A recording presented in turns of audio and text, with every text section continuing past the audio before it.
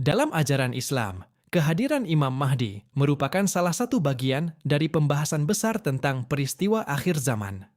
Banyak umat Islam sering mendengar namanya, tetapi tidak sedikit pula yang masih bingung tentang siapa sebenarnya Imam Mahdi, bagaimana ciri-cirinya, serta bagaimana cara mengenalinya menurut hadits-hadits yang syahih.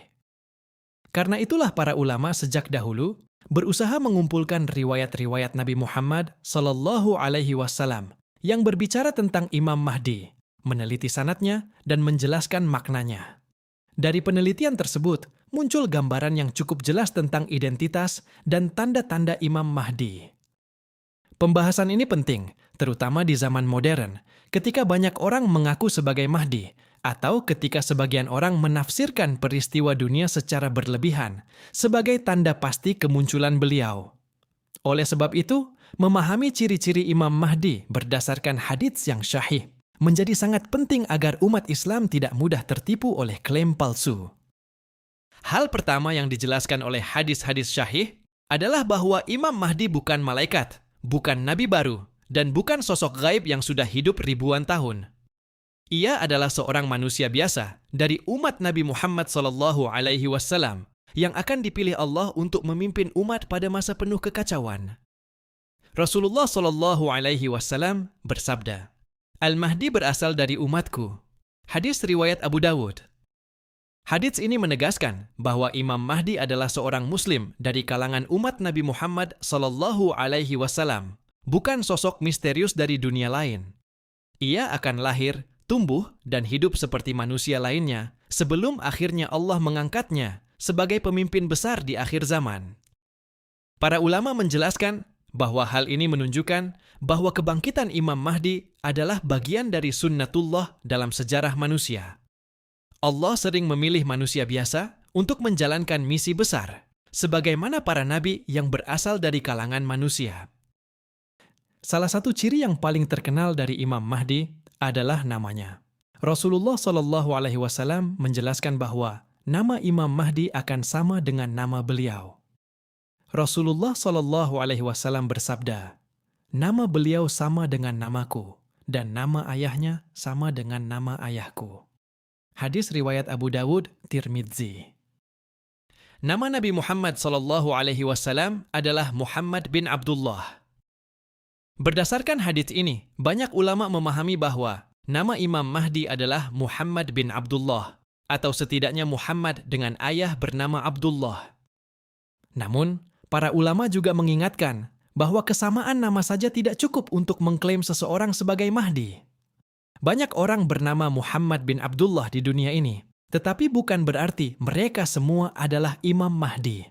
Karena itu, ciri-ciri lain harus dipenuhi sebelum seseorang bisa dikenali sebagai Imam Mahdi. Ciri penting berikutnya adalah nasabnya. Imam Mahdi berasal dari keturunan Nabi Muhammad SAW melalui putri beliau. Rasulullah SAW bersabda, "Al-Mahdi berasal dari keturunanku, dari keturunan Fatimah." Hadis riwayat Abu Dawud. Dalam hadis ini disebutkan bahwa Imam Mahdi berasal dari keturunan Fatimah Az-Zahra, yaitu putri Rasulullah SAW yang menikah dengan Ali bin Abi Thalib.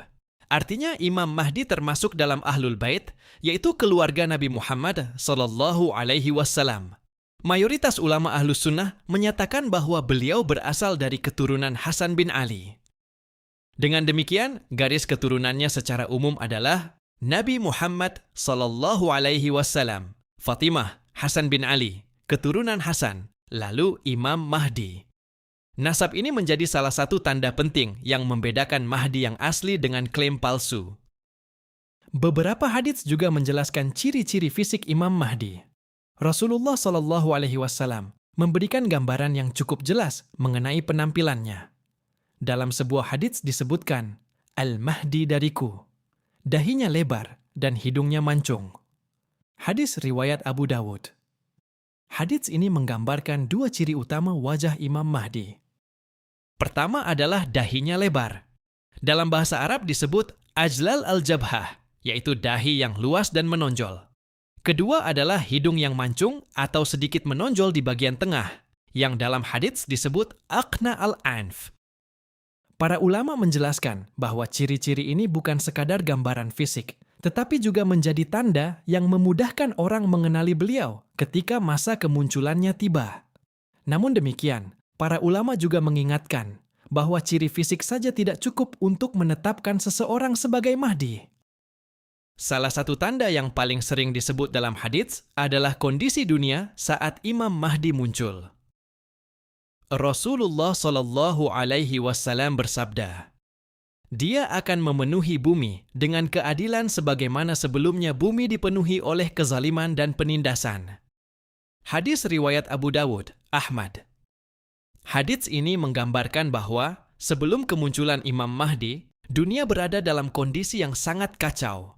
Kezaliman merajalela, ketidakadilan terjadi di mana-mana, konflik dan peperangan meningkat, serta umat manusia mengalami krisis moral dan kepemimpinan.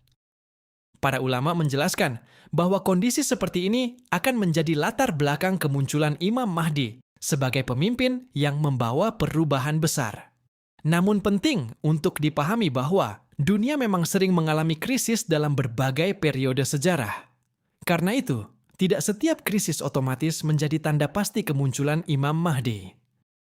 Salah satu tanda penting lainnya adalah tempat kemunculannya. Banyak hadits menjelaskan bahwa Imam Mahdi akan dibayat di kota suci Mekkah. Dalam sebuah hadits disebutkan bahwa sekelompok orang saleh akan datang kepada beliau dan membayatnya di antara Hajar Aswad dan Makam Ibrahim. Hal ini menunjukkan bahwa Imam Mahdi pada awalnya tidak secara aktif mencari kekuasaan. Bahkan dalam beberapa riwayat disebutkan bahwa beliau sempat menolak baiat tersebut. Namun karena keadaan umat yang sangat membutuhkan pemimpin yang adil, akhirnya beliau menerima tanggung jawab tersebut. Hadis-hadis juga menjelaskan bahwa Imam Mahdi akan memimpin umat Islam selama beberapa tahun. Rasulullah Shallallahu Alaihi Wasallam bersabda, Al-Mahdi akan memerintah selama 7 tahun. Hadis riwayat Abu Dawud. Dalam masa kepemimpinannya, dunia akan mengalami perubahan besar. Keadilan ditegakkan, kekayaan dibagikan secara merata, dan umat Islam kembali bersatu. Dalam beberapa riwayat disebutkan bahwa pada masa itu bumi mengeluarkan keberkahannya dan kehidupan manusia menjadi jauh lebih makmur. Salah satu peristiwa paling besar setelah kemunculan Imam Mahdi adalah turunnya kembali Isa. Dalam banyak hadits disebutkan bahwa Nabi Isa akan turun ke bumi dan bergabung dengan kaum muslimin.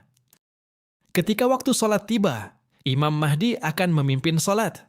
Nabi Isa yang merupakan nabi besar justru akan sholat di belakang Imam Mahdi sebagai bentuk penghormatan kepada umat Nabi Muhammad Sallallahu Alaihi Wasallam.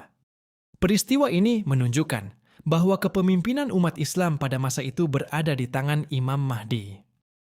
Di zaman modern, pembahasan tentang Imam Mahdi seringkali dipenuhi spekulasi, teori konspirasi, bahkan klaim palsu. Beberapa orang mencoba menafsirkan peristiwa politik atau konflik dunia sebagai tanda pasti kemunculan beliau. Padahal para ulama selalu menekankan bahwa umat Islam tidak diperintahkan untuk berspekulasi secara berlebihan tentang waktu kemunculan Imam Mahdi. Yang terpenting adalah memperbaiki iman, memperbanyak amal soleh, dan menjaga persatuan umat. Karena ketika Imam Mahdi benar-benar muncul, tanda-tandanya akan sangat jelas dan tidak akan menimbulkan keraguan besar di kalangan kaum muslimin.